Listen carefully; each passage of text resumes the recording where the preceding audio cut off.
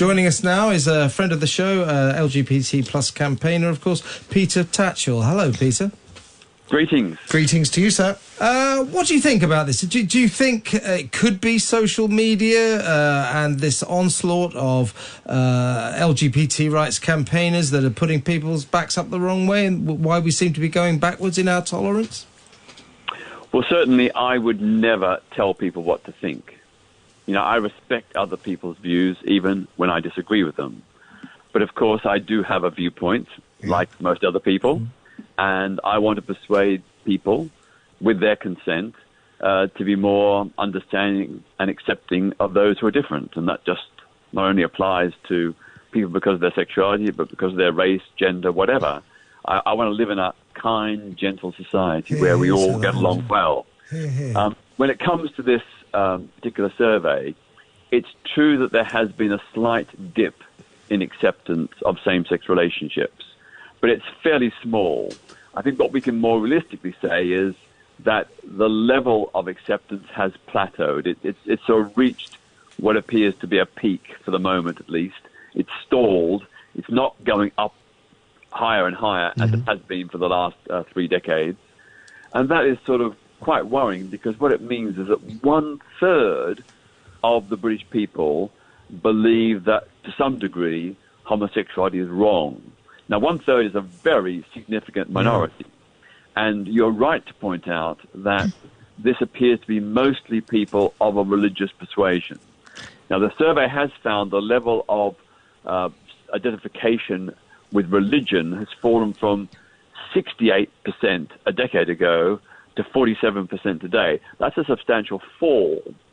But the percentage identifying as Muslim has doubled from 3 to 6%.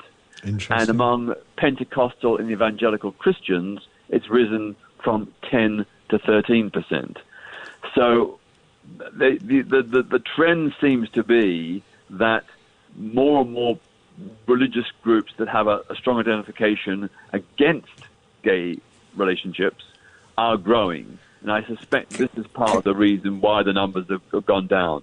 Can I ask, because I'm still endlessly perplexed by the bizarre position we've ended up in, where we have legal gay marriage, but not in Northern Ireland, which is part of the United Kingdom at the moment, and nor do churches, whether they be Christian, Jewish synagogues, Muslim mosques, they don't have to hold gay marriage ceremonies. So when that law was being drafted, the bill was going through under David Cameron's watch, we were creating a kind of schism, whether deliberate or accidental, between church and state on gay rights. Well, not between church and state, because, of course, as you say, no church or no place of worship of any faith is required to enact or conduct same-sex marriages. There is no compulsion by the state upon religious organisations. And does that not undermine gay marriage, that it's sort of it's good enough for most but not good enough for religion? Well, of course, in every society there will always be people who take a dissenting view. Whatever the issue, you have people support a cause or oppose it, and that's part and parcel of living in a free, open, democratic society. Sure. I think what is interesting about these statistics is that although 1/3 of the British public apparently still believe that homosexual relationships are, to varying degrees, wrong, this doesn't necessarily mean that they would discriminate. So, for example, my mother is what most people would call a fundamentalist evangelical Christian. Right. She believes that homosexuality is wrong because it says so in the Bible. But equally, she says that homophobia is wrong, and that she would she would never discriminate against a gay person. She doesn't believe that discrimination against gay people is right. So she may hold the view that it's wrong. So do you think that it's age-related? A lot of it, the discrimination? Well, that is the evidence from other polls indicates that, yes, older people tend to be less accepting, younger people much more so. So there is an age element as well as a faith element. Peter, the other element of this survey is that we're becoming less easygoing about sex before marriage. More people are against that than they used to be. So do you fear there's a kind of rising tide of social conservatism going on? Well, again, it's only a small fall in acceptance. It's not major, and it could be within the realm of statistical anomaly. But I agree that it is disturbing that increasing numbers of people apparently believe that premarital sex is wrong, even in the context of a loving long-term relationship. And I think it does suggest that there is a conservative core, perhaps you might even say a conservative hardcore of people who do hold to very traditional morals and values. And nothing wrong in holding those views, although it's disappointing, providing those people do not support discrimination and do not treat people who are unwed and in a relationship differently. Could I just ask, because I'm interested in the sort of the timing, the timeline here, because so much has changed over the last 40 years, much of it for the better. But one of the things that I struggle with, and I think maybe the listeners, certainly their children struggle with, is social media. And I do wonder whether every campaign group, every minority group and every majority group having a voice, and the level of shouting and abuse actually that I see on social media, where instead of debate you get dictatorship, you get a form of fascism really, people telling other people how they should be and what they should be. Do you think that has anything to do with lowering levels of acceptance as well, that we're all more angry, more entrenched in our positions, in our views? I think you're right. I think social media has its great positive upside, but it also has its toxic downside. And I get very depressed looking at social media at the level of vitriol, which is completely unnecessary. Even if you disagree with someone, speak in a kind, gentle way and refute their arguments, provide the counter evidence, but don't abuse or insult them. Don't use foul language. That's completely unnecessary. Yeah. And, I do think that in this era of, the Twitter sphere in particular, more so than any other forum, a lot of misinformation goes about. A lot of people make half-baked claims. There's a lot of fake news out there.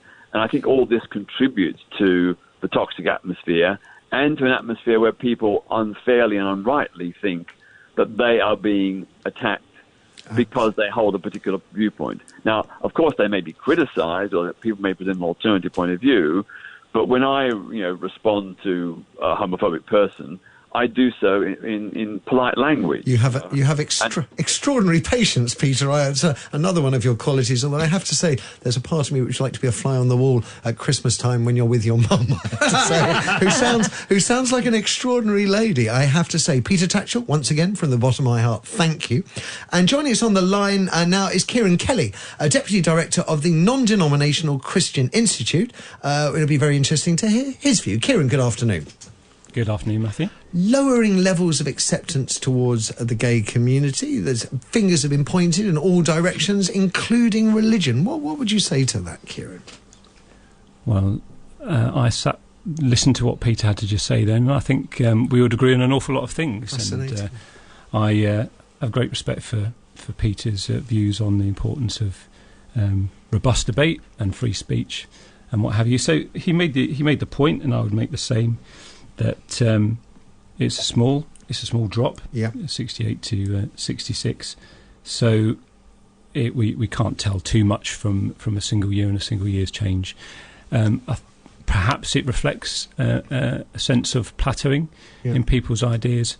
Who can say off the back of a single year? But what I would say is, it may reflect the sense that people have got to the point of feeling that acceptance has moved into pressure to endorse, to celebrate something in which they feel to be fundamentally wrong, and that creates perhaps a different dynamic in terms of their attitude. You sound hopeful for the future. Actually, I would glean from that you see it as a sort of a temporary blip.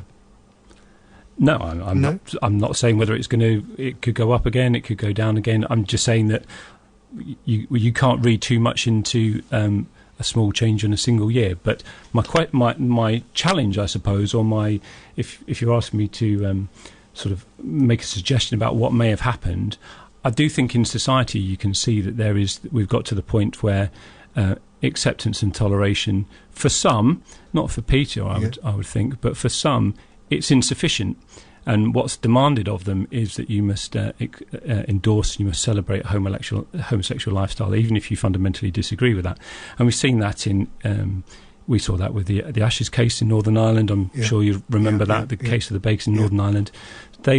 The Supreme Court judges made that crystal clear. Absolutely. That when they turned down that individual, it wasn't because he was gay, it was because of the message on the cake. But for some, that wasn't enough. They had to endorse the message of same-sex marriage. We saw it again very recently with the Felix Ngole case, where we can talk about freedom to disagree, but then when he did that and he gave a different view on homosexual lifestyles, he was booted off his social work course.